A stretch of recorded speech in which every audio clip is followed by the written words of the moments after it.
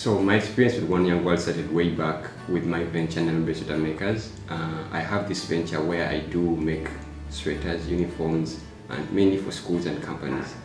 So with this venture, I thought I would create or I'd solve a need of a community. And one of these needs is creating employment, eradicating poverty. So last year, I had a certain project I worked on in a place called Karamoja in one of the rural areas in Uganda. I educated or I tried to skill girls into sewing and knitting. I bought for them machines. We were there for around a week or around 10 days actually. And then I managed to skill them and to train them into knitting and sewing.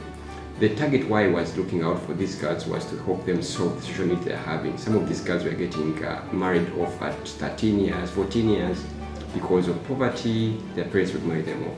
So I thought if I would solve this need with my venture called Namibia Sweater Makers, where I would just train these girls, make them more sustainable, more reliable, that they could make their own money, they could help out their families, and they wouldn't be seen as a source of income by trading them or for money or for dowry.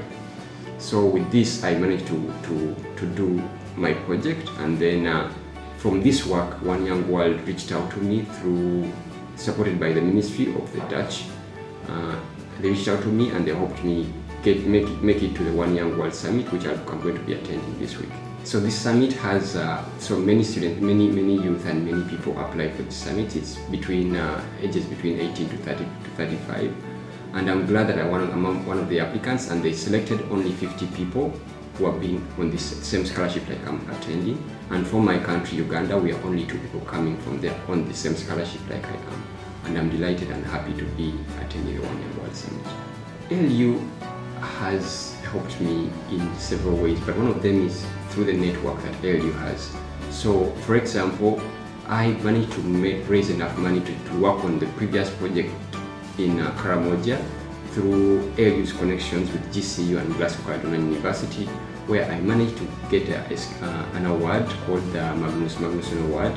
This award helped me raise enough money to work on this project. And it's through this project now that has also connected me to the One Young World where I'm going to be going. So through ALU's connections, I've managed to get there. As a member of the founding class, I feel ALU is a place where you can have great connections that can help you build your vision, build your future, and build all these ambitions and dreams that you have. So personally, I've been here for literally 3.5 years, and I've used these skills and these opportunities that ALU has and has offered me to go ahead, to take a step ahead into my ventures, into my entrepreneurship journey, into my leadership. And I think anyone applying to ALU should consider or should think of if they really want to be great leaders, if they want to be great entrepreneurs. I think ALU is the place to be, and they should take a step and apply.